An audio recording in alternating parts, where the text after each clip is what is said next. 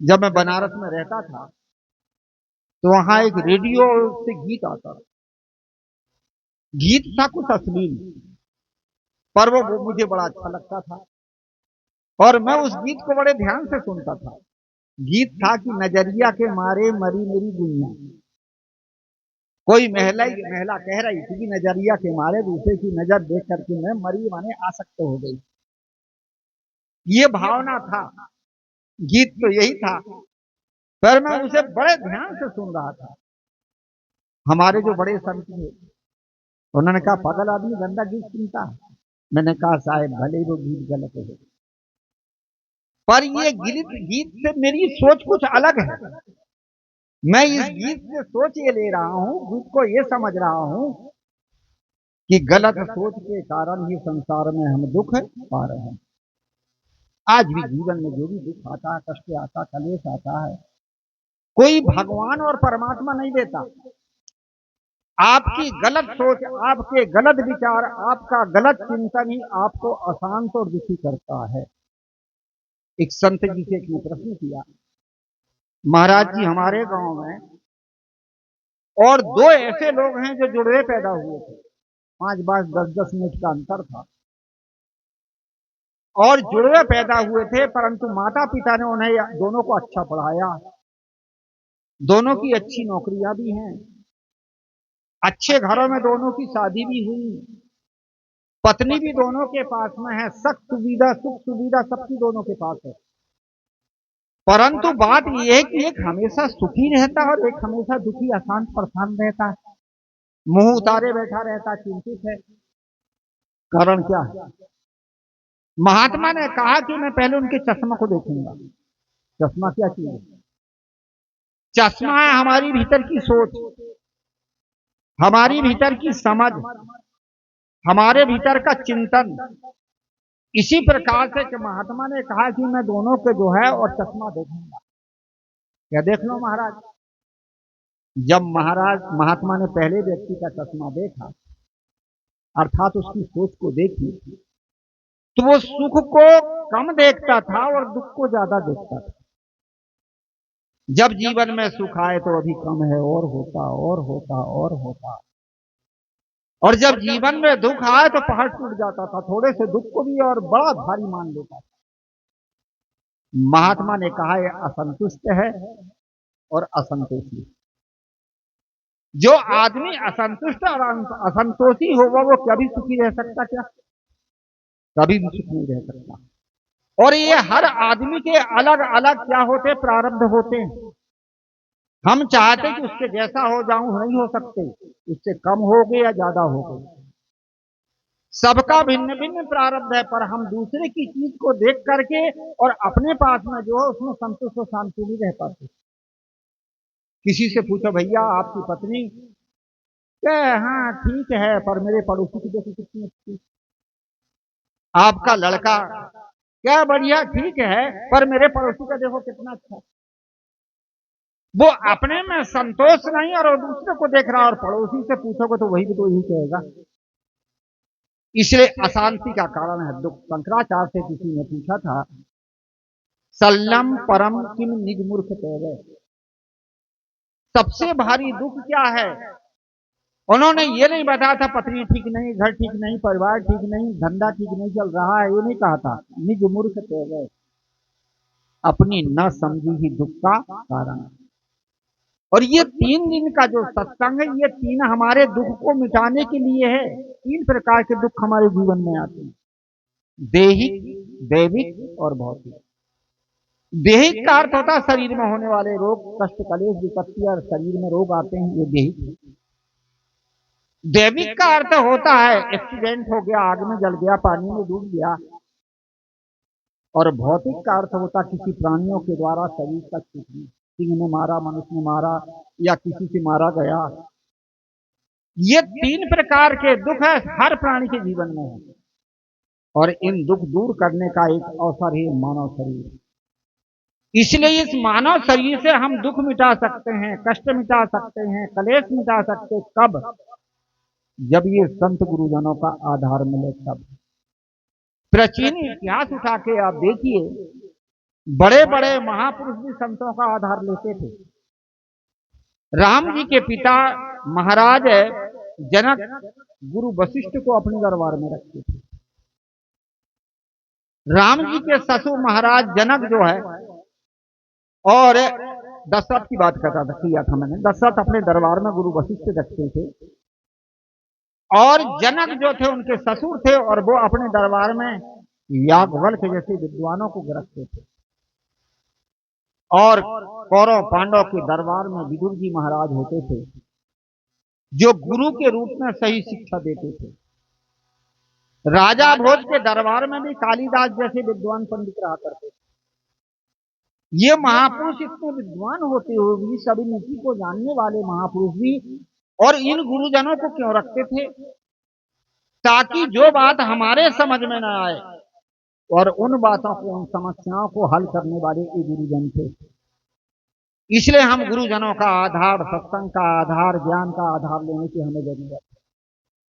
ये जगह जगह आयोजन किए जाते हैं, सत्संग किए जाते हैं, ये इसीलिए किया जाता है। और अलग अलग आयोजन हैं। कुछ व्यवहारिक आयोजन होते, शादी विवाह आदि, ये व्यवहारिक आयोजन है, ये व्यवहार चलाने के लिए इसकी जरूरत है। कुछ सामाजिक आयोजन है, जो मीटिंग आदि होती, सभाएं होती हैं, ये समाज को चलाने के लिए होती हैं। और कुछ परमार्थिक आयोजन होते हैं, जिनको कहते हैं ये सत्संग, ज्ञान, चर्चा, ये परमार्थिक आयोजन है। जब तक ये परमार्थिक आयोजन हम ना बैठे, संतों का ज्ञान ना मिले, सत्संग ना मिले, बोध ना, विचार ना मिले, तो हमारी बुद्धि नहीं बदल सकती। और जब बुद्धि नहीं बदलेगी तो जीवन नहीं बदलेगा, जीवन में शांति नहीं बदलेगी। इसलिए मैं कह रहा था, हमारा घर क्या है? हमारे भीतर की शांति, हमारे भीतर की स्थिति। समय आता है, जाता है, प्राणी पदार्थों का मिलना, छूटना, बिछुड़ना होता है, परंतु इनमें हमारा मन रुझ जाता है। ये टूट गया, वो फूट गया, ये बिगड़ गया, ये मेरे अनुसार नहीं हुआ, उनके अनुसार नहीं हुआ। जितने भी ये प्रशंसा, चुगली, चकारी, ये क्यों होती है? अनुकूलता प्रतिकूलता में होती। जहां हमारे जीवन में अनुकूलता आती है, हम प्रशंसा करने लगते, गलत आदमी को भी अच्छा मान लेते हैं। और जब हमारे जीवन में प्रतिकूलता जो है आती है, तो हम अच्छे आदमी को भी गलत कह देते हैं। इसका विवेक हमारे पास नहीं होता। इनके लिए हमें संतों के सत्संग की जरूरत है। ये संतों के सत्संग से हमें क्या मिलता है? इनके विचार सुनने को मिलते हैं। संतों के विचार सुनने से हमारे जो संस्कार हैं वो बदलते हैं। आप कहो गुरु जी संस्कार क्या चीज है? जो पुरानी मान्यताएं, पुरानी बातें, या वर्तमान में हम जैसी संगति कर रहे हैं, वे संस्कार हमारे भीतर पड़े हैं, और उन संस्कारों के आधार पर हम जिंदगी जीते हैं और दुखी सुखी होते हैं। संस्कार क्या चीज है? संस्कार है संगत से जो पड़ता है वो संस्कार है। जैसी संगत मिली वैसे हमारे भीतर संस्कार पड़ जाते हैं। यदि अच्छी संगत मिले, अच्छे महापुरुष मिले, अच्छे संस्कार पड़ेंगे। और संस्कार प्राप्त करने की 3 जगह है। सबसे पहले माता पिता के द्वारा अच्छे संस्कार मिलते हैं। दूसरे नंबर में समाज के अच्छे लोगों से अच्छे संस्कार मिलते हैं। तीसरी, ये गुरु संतों के सत्संग से अच्छे संस्कार मिलते हैं। रामायण हर आदमी जानता है। रामायण में बहुत सारे प्रसंग आए, पर मूल संवाद, ये पति पत्नी का संवाद है। जिन घर में पति और पत्नी में धर्म की चर्चा चलती है, उनके बाल बच्चों में अच्छे संस्कार होते हैं। जिन घरों में धर्म की चर्चाएं नहीं चलती है, उनके बाल बच्चे कहां से अच्छे बनेंगे? मैं तो कभी कभी कहा करता हूं कि घरों में संवाद चलना चाहिए। संवाद का अर्थ हो तो प्रेम से मिलन भरी, प्रेम की बातें, कुछ अच्छी बातें, उसको कहते हैं संवाद। विवाद कहते हैं दो मस्तिष्क का टकराव, एक कह रहा है और दूसरा उसको उलट के फेंक रहा है, या उलाहना दे रहा है, इसका नाम है विवाद। घरों में यदि विवाद चलता है तो उनके बाल बच्चे कहां से अच्छे बन जाएंगे? लोग गणेश की चर्चा कर रहे थे। अब गणेश अब गणेश जो थे वो कौन थे? वो महादेव और पार्वती के पुत्र थे। महादेव पार्वती के दो पुत्र पुराण की कथा के अनुसार है, गणेश और कार्तिक स्वामी। महादेव और पार्वती में धर्म की चर्चा चलती थी। कभी पार्वती महादेव को संभालती थी और कभी महादेव पार्वती को संभालते थे। और उनके बाल बच्चे कौन हुए? गणेश और कार्तिक स्वामी, धार्मिक महापुरुष हुए। इसीलिए कहा जाता कि लोग कहते हैं कि देवी देवता है। ये देवी देवता कहीं अलग से नहीं आते। आदमी में अच्छे संस्कार मिल गए, बाल बच्चों में अच्छे संस्कार मिल गए, देवता बन गए। गलत संस्कार मिल गए, वही राक्षस बन गए। कहते रावण राक्षस था, राक्षस नहीं था। ऋषि कुल में जन्म लिया था, विद्वान था, परंतु विद्वता के संस्कार के कारण वो विद्वान भी, वो पिता के संस्कार थे। माता के राक्षसी संस्कार थे, तो माता ने सुमाली राक्षस की पुत्री थी, तो राक्षसी संस्कार दिया था, इसलिए वो राक्षस बन गया। इसलिए कहा जाता कि माता और पिता में संवाद चलना चाहिए। घरों में हमारा संवाद नहीं चलता, विवाद चलता। जो सत्संगी परिवार होता है उनके घरों में संवाद चलता है। एक मौन संवाद होता है, एक बातों का संवाद होता है। बातों का संवाद होता प्रेम भरी बातें, मौन का संवाद होता प्रेम पूर्वक जीवन जीना। ये मौन का संवाद है। तो इसी प्रकार से मैं बता रहा था कि जैसे जैसे हमारे पास में संगत मिलती है, उसी प्रकार से हमें संस्कार मिलते, हमारे बाल बच्चों में संस्कार मिलते हैं।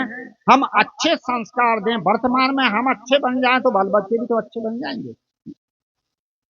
ये कभी कभी मैं एक किस्सा कहा करता हूं। एक संत जी चले जा रहे, संत जी जब चले जा रहे तो हुआ ये, एक छोटा बच्चा था और खड़े खड़े पेशाब कर रहा था। महात्मा ने उस बच्चे से पूछा, भाई खड़े खड़े क्यों पेशाब कर रहा है? क्या तेरे बाप का नाम बता? नहीं बताया। तो बाद में पता चला कि वो भक्त का बच्चा ही था। महात्मा ने उसका हाथ पकड़े और ले जा रहे थे कि इसके पिता के सामने जाऊंगा और कुछ कहूंगा तो इसको डांटेगा फटकारेगा, ठीक बन जाएगा। हाथ पकड़ के ले जा रहे थे, बच्चा पीछे तनता जा रहा था, महात्मा खींचते जा रहे थे। गांव के लोगों ने कहा, बाबा कहां ले जा रहे हो? कह रहे इसके बाप के पास ले जाऊंगा, ये खड़े खड़े पेशाब करता है, कपड़े में छींटे लगेंगे। जब घर के किनारे पहुंचे तो उसका बाप भी दीवार के किनारे खड़े खड़े पेशाब कर रहा है। महात्मा ने बच्चे का हाथ छोड़ दिया। लोगों ने कहा, महाराज क्यों छोड़ दिए हाथ? बाप के पास से ले जा रहे थे ना। क्या ऊपर वाला जपाते ही गड़बड़ है तो नीचे वाले को क्या करे? कहानी का तात्पर्य, यदि हमारे संपर्क में जो रहने वाले हैं उनके साथ हम अच्छा व्यवहार, हम अपना आदर्श दिखाएं, अच्छे व्यवहार करें, तो उनके पास भी तो अच्छे संस्कार होंगे। इसलिए संस्कार से आदमी की पहचान होती। मैंने बताया था सबसे पहले क्या होता है? सत्संग, शिक्षा।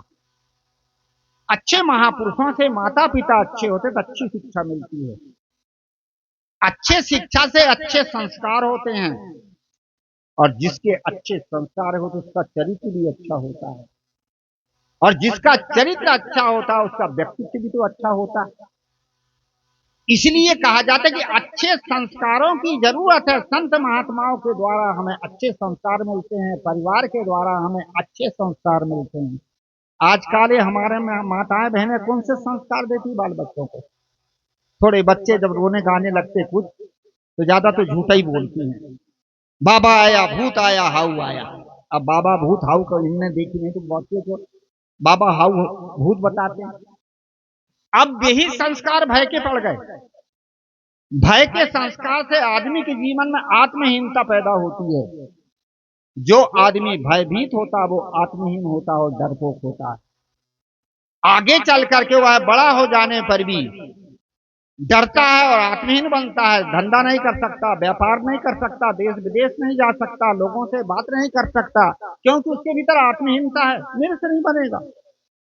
डरता है, पता नहीं ये करूंगा तो होगा कि नहीं होगा, होगा कि नहीं होगा।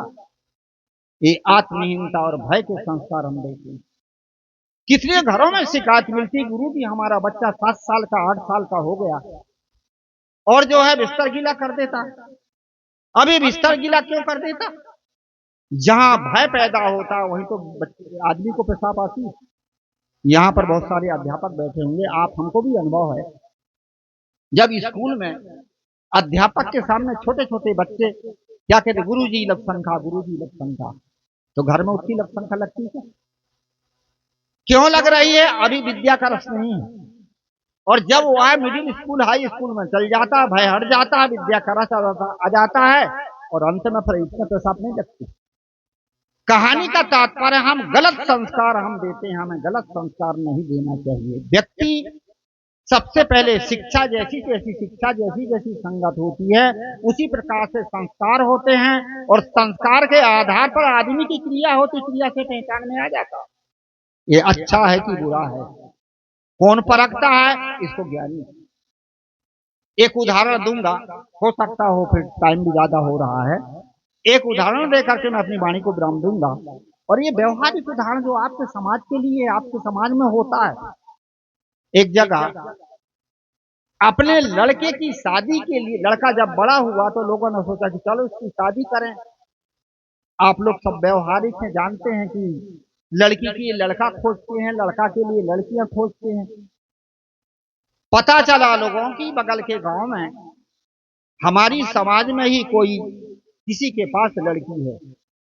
उस लड़की वाले को खबर पहुंचाए कि भाई आपके यहाँ बच्ची है और हम अपने बच्चे की शादी करना चाहते हैं, इसलिए आपका विचार हो तो हम आपके यहाँ लड़की देखने आ जाएं। लोगों ने कहा आइए भाई, हाँ ठीक है।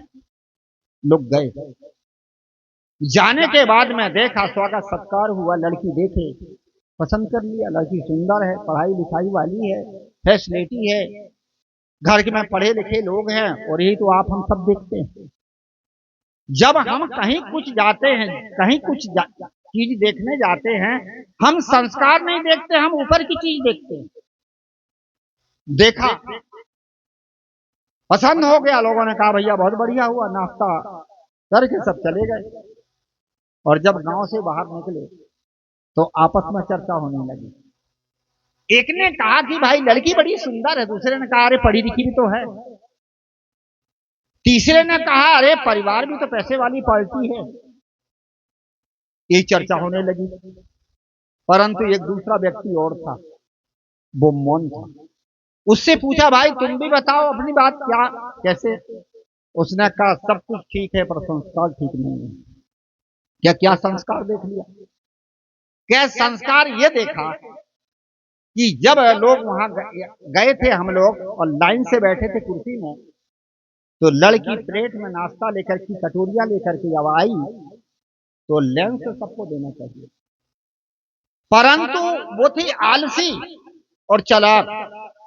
जो आदमी आलसी होता है वो देखता है कि कहां से काम कम करना पड़े और वैसी जगह को खोज लेता है। वो चालाक होता है, वो बीच में खड़ी हो गई और बीच में खड़ी होकर के सबको ऐसी ऐसी प्लेट दिखाने लगी।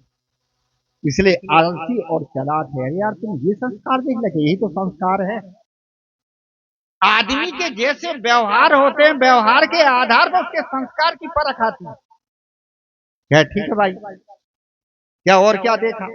और ये देखा कि जब दे ही रही थी तो सीधी सीधी देना था प्लेट, परंतु वो प्लेट को जो है घुमा रही थी, जैसी गाड़ी की स्टीयरिंग घुमाए। इससे पता चलता कि इसका स्वभाव भी चंचल है। जो एक रस प्रवृत्ति का व्यक्ति नहीं होता है वो चंचल बना रहता, उसके हाथ पैर सीधे नहीं होते। कितने लोगों की आदत आपने देखा होगा, अच्छे अच्छे पढ़े लिखे लोगों की, बैठे रहते नाक में उंगली घुसाए बैठे रहते, कोई दांत कतरता है ऐसी जीभ से लेकर के नाखून कतरते हैं, कोई सिर पैर ऐसे हिलाते हैं, कोई इधर उधर देखते हैं। ये क्या है? ये संस्कार ही तो है। जब आदमी का शरीर ही स्थिर नहीं है, मन स्थिर नहीं है, तो उसको जीवन स्थिर कैसे हो पाएगा? अरे और क्या देखा भाई?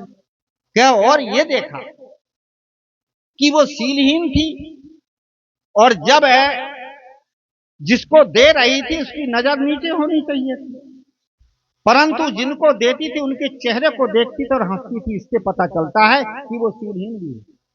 कहती सब गड़बड़ हो गया, चंचल है, चालाक है, आलसी है और शीलहीन है, बड़ा गड़बड़ हो गया। तो मना कर दो। मना कर दिया गया, बता दिया गया भैया आप अपनी बच्ची की शादी कहीं दूसरी जगह करते। उस लड़की के बाप ने कहा कौन चीज की कमी है, क्या कमी ये है? तो संस्कारों की कमी, सामने सारी चीज बता दिया। अंत में लड़के का बाप भी गजब का था, लड़की का बाप, उसने कहा संस्कार बदले जाते हैं और यदि आपके पास बदलने की ताकत है तो ले जाओ, और केवल दोष देने की ताकत है तो छोड़ जाओ। उस आदमी ने सोचा ये तो बड़ी गजब की बात कह दिया, और अंत में वही लड़की को उन्होंने ले गए। और मैं ये कथा नहीं कह रहा हूं आज संस्मरण है मेरा, आज वह लड़की 3 बच्चों की माता हो गई, मंदसौर जिला में है। और जब कभी मिलती तो मैं कहता हूँ सुनीता संस्कारों से मारी जा रही थी, क्या गुरु जी बिल्कुल। कहानी का तात्पर्य है हम अभी तक जैसी जिंदगी जिए, जैसे परिवार में रहे, जैसे समाज में रहे, कोई बात नहीं, पर आज हम अपने संस्कारों को ठीक करें, अपने जीवन को ठीक करें। और जब जीवन ठीक हो गया तो जीवन में शांति ही शांति पैदा होती है। इसके लिए हमें संतों का सत्संग, ज्ञान के आधार की जरूरत है। 3 दिन का जो सत्संग था ये परमार्थिक आयोजन था, इसका नाम परमार्थिक आयोजन कहा जाता है।